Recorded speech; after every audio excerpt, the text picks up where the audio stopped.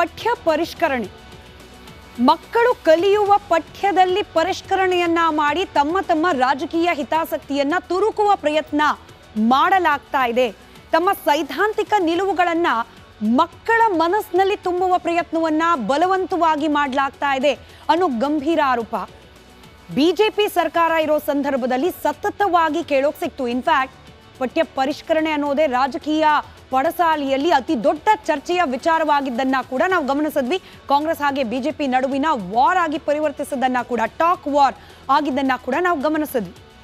BJP ಸರ್ಕಾರ ಹೋಯ್ತು, ನಿಲ್ತಾ ಪಠ್ಯ ಪರಿಷ್ಕರಣೆ ಅಂತಂದ್ರೆ ಇಲ್ಲ ಅನ್ನೋ ಉತ್ತರ ಸ್ಪಷ್ಟವಾಗಿ ಸಿಗ್ತಾ ಇದೆ. ಇದು ಉದ್ದೇಶಪೂರ್ವಕವಾಗಿ ಆಯ್ತೋ ಕಣ್ತಪ್ಪಿನಿಂದ ಆಯ್ತೋ ಗೊತ್ತಿಲ್ಲ. ಆದ್ರೆ 2024-25ನೇ ಸಾಲಿನ ಪಠ್ಯ ಪರಿಷ್ಕರಣೆ ಸಂದರ್ಭದಲ್ಲಿ, ಅದರಲ್ಲೂ ವಿಶೇಷವಾಗಿ 1ರಿಂದ 10ನೇ ತರಗತಿಯ ಕೆಲ ವಿಷಯಗಳ ಪಠ್ಯದಲ್ಲಿ ಬದಲಾವಣೆ ಮಾಡುವ ಸಂದರ್ಭದಲ್ಲಿ ಜಗದ್ಗುರು ಬಸವಣ್ಣನವರ ವಿಚಾರದಲ್ಲಿ ಎಡವಟ್ಟನ್ನ ಮಾಡಿ ಇದೀಗ ರಾಜ್ಯ ಸರ್ಕಾರ ಪೇಚಿಗೆ ಸಿಲುಕಿದೆ. ಇದರ ಒಂದು ಕಂಪ್ಲೀಟ್ ಡೀಟೇಲ್ ರಿಪೋರ್ಟ್ ಇದೆ, ಗಮನಿಸಿ.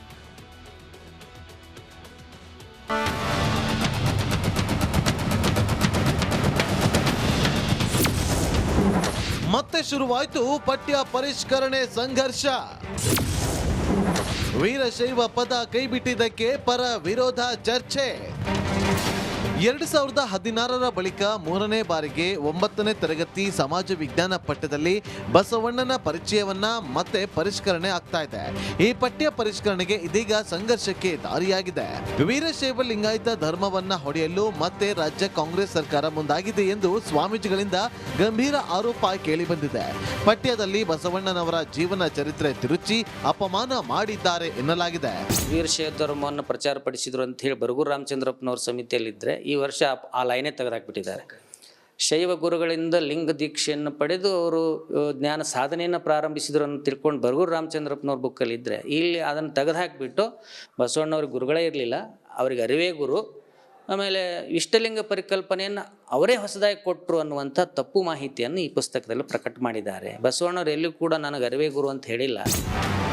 ಇದರಿಂದ ಸ್ಪಷ್ಟವಾಗಿ ಗೊತ್ತಾಗುತ್ತೆ ಮತ್ತೆ ವೀರಶೈವ ಲಿಂಗಾಯತ ಧರ್ಮವನ್ನ ಹೊಡೆದು ಲಿಂಗಾಯತರು ಮತ್ತೆ ಹೊಡೆದಾಟ ಮಾಡಿಕೊಳ್ಳಿ ಅಂತ ಮಾಡ್ತಿದ್ದಾರೆ. ಈ ಹಿಂದೆ ವೀರಶೈವ ಲಿಂಗಾಯತ ಧರ್ಮವನ್ನ ಹೊಡೆಯುವ ಕೆಲಸ ಮಾಡಿದ್ರು. ಇದೀಗ ಮತ್ತೆ ಅದೇ ಬಸವಣ್ಣ ಪಠ್ಯ ತಿರುಚಿ ಅಪಮಾನ ಮಾಡ್ತಾ ಇದ್ದಾರೆ ಎಂದು ಆರೋಪಿಸಿದ್ರು. ಬಟ್ ಇಂಥದ್ದೊಂದು ಏನಾದ್ರು ಒಂದು ಕಾಂಪ್ಲಿಕೇಶನ್ ಸಮಾಜದಲ್ಲಿ ಬಿಟ್ಬಿಟ್ರೆ ಇವ್ರು ಜಗಳಾಡ್ಕೊತ ಕೂತ್ಕೊಂಡ್ಬಿಡ್ಲಿ. ವೀರಶೈವ ಲಿಂಗಾಯತ ಸಮಾಜ ಅದು ಒಂದಾಗಬಾರ್ದು.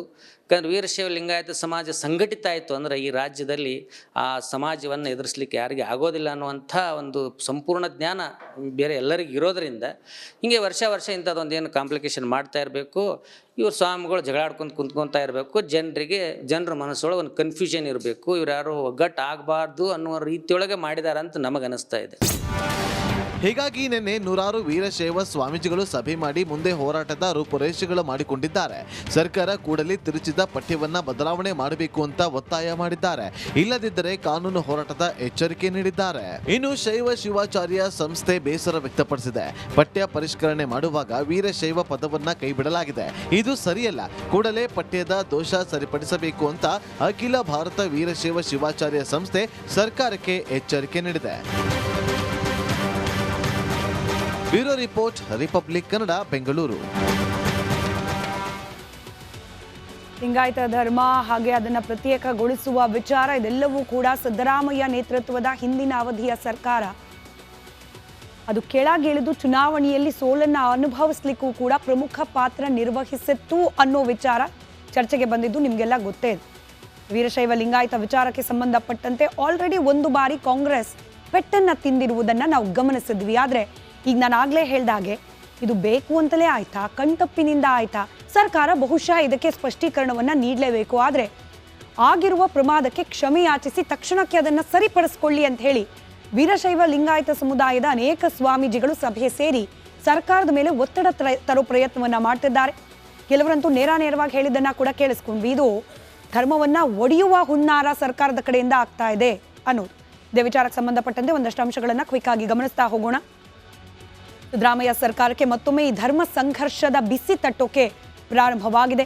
ವೀರಶೈವ ಲಿಂಗಾಯತ ಧರ್ಮ ಒಡೆಯುವ ಹುನ್ನಾರ ನಡೆಸಲಾಗ್ತಾ ಇದೆಯಾ ತೆರೆ ಮರೆಯಲ್ಲೇ ಅನ್ನೋ ಅನುಮಾನ ಇದೀಗ ಸಮುದಾಯದವರಿಗೇನೆ ಕಾಡ್ಲಿಕ್ಕೆ ಪ್ರಾರಂಭ ಆಗಿದೆ. ಅದರಲ್ಲೂ ಮೂಲ ಕೃತಿಯಲ್ಲಿದ್ದಂತಹ ಸಾಲನ್ನೇ ತಿರುಚಲಾಗಿದೆ ಗುರುಗಳೇ ಇಲ್ಲದೆ ಅರಿವನ್ನೇ ಗುರುವಾಗಿ ಪರಿಗಣಿಸಿದ್ರು ಅಂತ ಹೇಳೋ ಮೂಲಕ ವೀರಶೈವ ಲಿಂಗಾಯತರಿಗೆ ಅಪಮಾನ ಮಾಡಲಾಗಿದೆ, ಅವರನ್ನ ಕಡೆಗಣಿಸಲಾಗಿದೆ ಅನ್ನೋದು ಇಲ್ಲಿ ಆಕ್ರೋಶಕ್ಕೆ ಕಾರಣವಾಗ್ತಾ ಇರುವ ವಿಚಾರ.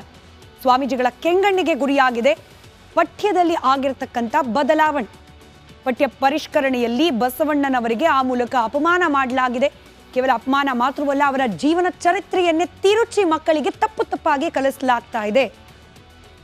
ತಕ್ಷಣಕ್ಕೆ ಈ ತಪ್ಪನ್ನ ಸರಿಪಡಿಸಬೇಕು ಅಂತ ಹೇಳಿ ಸರ್ಕಾರಕ್ಕೆ ಸ್ವಾಮೀಜಿಗಳು ಎಚ್ಚರಿಕೆಯನ್ನ ನೀಡಿದ್ದಾರೆ. ಎಚ್ಚೆತ್ತುಕೊಳ್ಳದೆ ಹೋದ್ರೆ ಸರ್ಕಾರದ ವಿರುದ್ಧ ಹೋರಾಟವನ್ನ ಮಾಡಬೇಕಾಗತ್ತೆ ಅನ್ನೋ ಎಚ್ಚರಿಕೆಯ ಸಂದೇಶವನ್ನ ಕೂಡ ರವಾನೆ ಮಾಡಿದ್ದಾರೆ. ಗಮನಿಸೋಣ, ಶಿಕ್ಷಣ ಇಲಾಖೆಯ ಜವಾಬ್ದಾರಿಯನ್ನ ನಿರ್ವಹಿಸ್ತಾ ಇರುವ ಸಚಿವರು ಮಧು ಬಂಗಾರಪ್ಪ ಅಥವಾ ಸರ್ಕಾರವೇ ಇದಕ್ಕೇನಾದ್ರೂ ಪ್ರತಿಕ್ರಿಯೆಯನ್ನ ನೀಡದೆ ಹೋದ್ರೆ ಮುಂದೆ ಸ್ವಾಮೀಜಿಗಳು ಯಾವ ರೀತಿಯಾದ ಕ್ರಮಕ್ಕೆ ಮುಂದಾಗ್ತಾರೆ, ಇದರ ಅಪ್ಡೇಟ್ ಅನ್ನ ಕೂಡ ಮುಂದಿನ ಭಾಗದಲ್ಲಿ ಆಸ್ ಇಟ್ ಡೆವಲಪ್ಸ್ ನಿಮ್ಮ ಮುಂದೆ ಇಡ್ತಾ ಹೋಗ್ತೇವೆ.